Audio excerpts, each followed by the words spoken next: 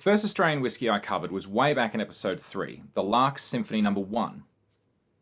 It's been a few months since then, and I've had the chance to try a few more of the more popular Aussie whiskies that are quickly becoming modern classics.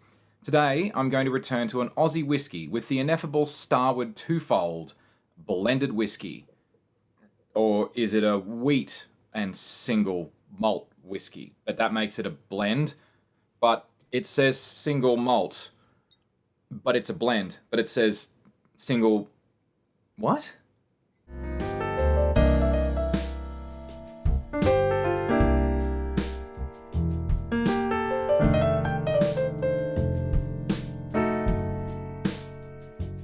This is Whisky Whiskey, I'm John Chidgey. Always remember to drink responsibly, in moderation, and where and when appropriate. Feel free to like and subscribe if you're watching this on YouTube, and visit engineer.network/whisky, without the E, to learn how you can support the show. Thank you. You can get a bottle of this, or at least the 700ml version of it, because from the Starward website, for 75 Australian dollars. But why would you do that when you can walk into Dan's and you can grab it for 62 bucks? It has a 40% ABV, it's a non-age statement, and whilst most sites say that it's not chill filtered, Starward's US brand ambassador, Jake Hookey, indicated that it was chill filtered since 2017. However, all notes indicate that it isn't coloured.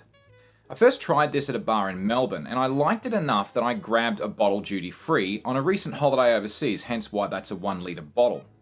Now, I know it's a non-age statement, but reportedly, all core range Starwards are aged for at least 3 years. Even though in Australia, to be called a whisky, you only need to age them for 2 years minimum. Good to know.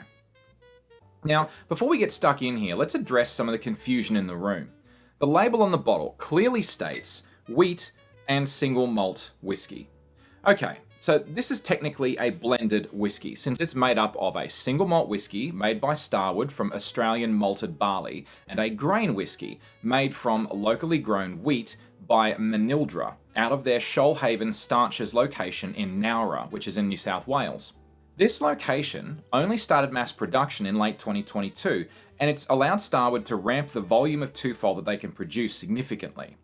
Manildra create a variety of neutral spirits for use in the beverage industries, as well as ethanol for domestic international markets and many other different industries as well. Their Nowra facility stands at 53 metres tall in height at its highest point, and it's the largest facility of its type in all of Southeast Asia. I know we got to get back to splitting hairs a little bit, but Manildra and Starward are separate distilleries in very different locations, like, I don't know, maybe 800 k's apart? So they're not really down the road, not even by Australian standards, not really. Anyway, one's a grain and one's a single malt. You mix them together, so that makes it a blended Aussie whisky. Hopefully that's settled. And now that I think about it, outside of Scotland, their whisky is referred to by a nickname, Scotch, and that's short for Scottish whisky. I think that we need a term for Australian whisky, like Scotch is for Scotch whisky. Now noting that Scotch doesn't even have the word or any of the word whiskey in it. We're not bound by that necessarily, but even so. How about Ausskey? Hey bartender, what Auskies you got back there? See, I think that kind of works. You know, Aussie, Whisky, Ausskey? I don't know. Maybe I need to work on that a bit. But, I mean, this is Australia. And we feel the need to abbreviate everything. Everything possible, especially names. Brizzy for Brisbane, Wazza for Warren, Gazza for Gary, Ausskey for Aussie Whisky. You know what, more I say it, the more I like it. Let's see if we can make it stick. Maybe. Anyway, probably should get back on topic. Starward is a distillery based in Melbourne, Victoria, in Australia, and it was created by David Vitale. I think that's how you pronounce it. Sorry, David. The pre-Starward distillery started in 2004 in a old Qantas hangar building at the Essendon Airport, of all places, and it was called New World Whisky. But Starward, as it exists today, was conceived in 2007, opened its doors, and started selling whiskey from 2013. The majority of its offerings, including the twofold, are aged in red wine barrels. And for those that don't know, Australia is famous for making incredible wines, particularly reds. There are over 800 wineries in Victoria alone, and Starward have released various whiskies aged in barrels from wineries like Yering Station and Yalumba, but predominantly from the Yarra Valley in Victoria and the Barossa Valley in South Australia. They started out making small batch releases before winning awards at an international competitions. Most recently, the Twofold took out a gold in the 2024 San Francisco World Spirits Competition, just for an example. Many of their releases have won awards at that competition, and they were thence referred to as the most awarded international distillery at that competition. So, that's pretty impressive. In terms of how they make their whiskey, Starward have taken a slightly different approach with the use of their barrels, using them so-called wet. I mean, they're not literally wet, but once the wine has been drained from the barrel, has been empty for a day or two, it's heavily toasted and then filled with new make, ready for aging.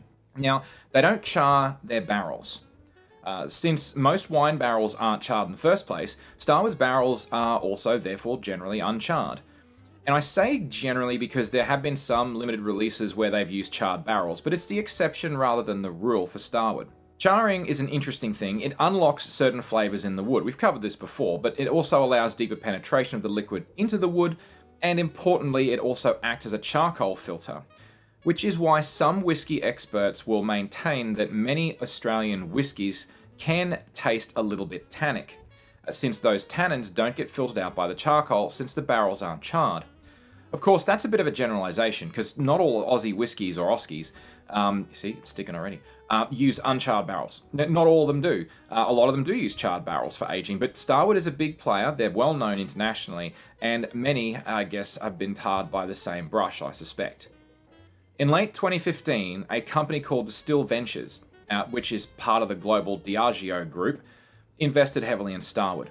Now, they did so to scale the brand in the global market, providing capital to drive the expansion and the ramp up, and they began exporting to the USA in late 2018. In mid-2024, Starward were producing 500,000 litres of pure alcohol each year, making them of half the capacity of Tasmania's Lark group of distilleries, and now that makes them a significant player in the Australian whiskey market. That's a lot about Starward and the Twofold, but it's probably time that we progress to tasting the stuff. But before we do though, the website, the Starward website's tasting notes for the Twofold read something like this. On the nose, bright tropical fruits, mixed red berries, vanilla and cereal. On the palate, a great balance of red fruit and vanilla, and a nice cereal and toasty backbone. Yes, I can taste the backbone, probably. We'll find out in a second. Finish, delicate and long. We're going to see about that. Okay, so what do we get? Let's see.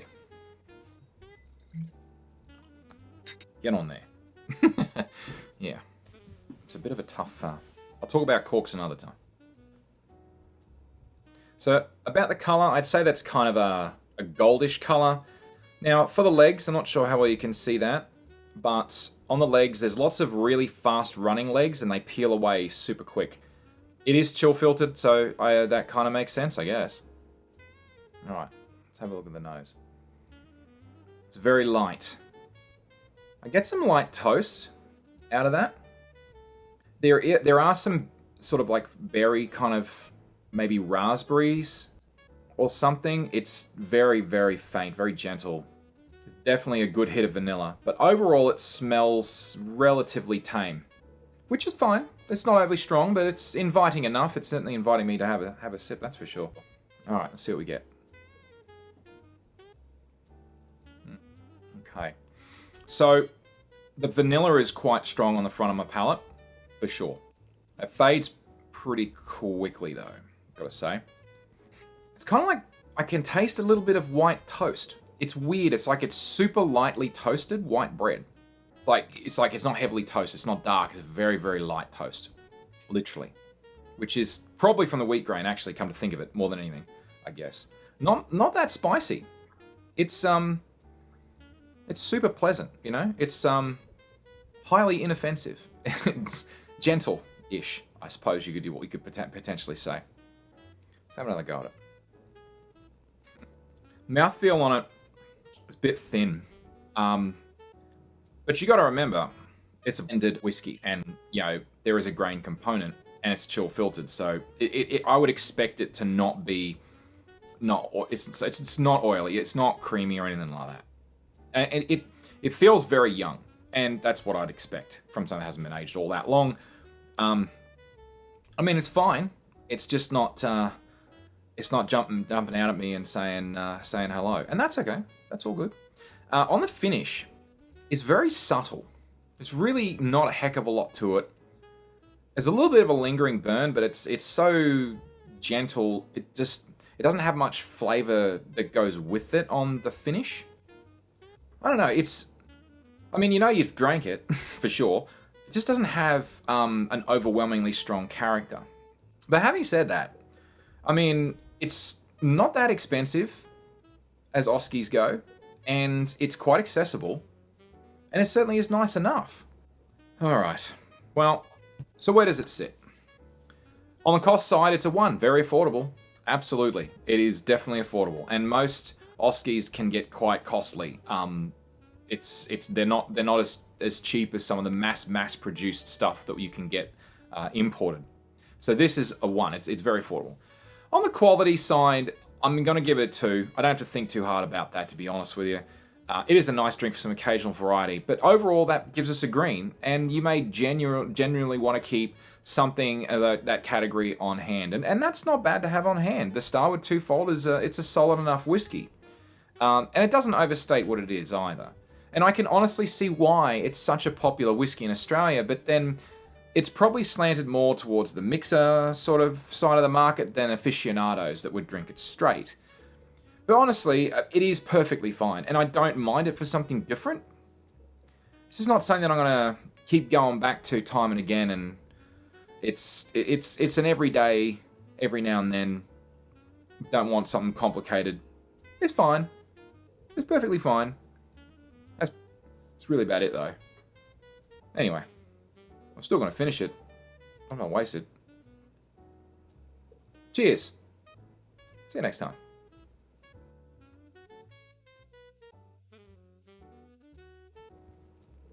Pleasant. Yeah.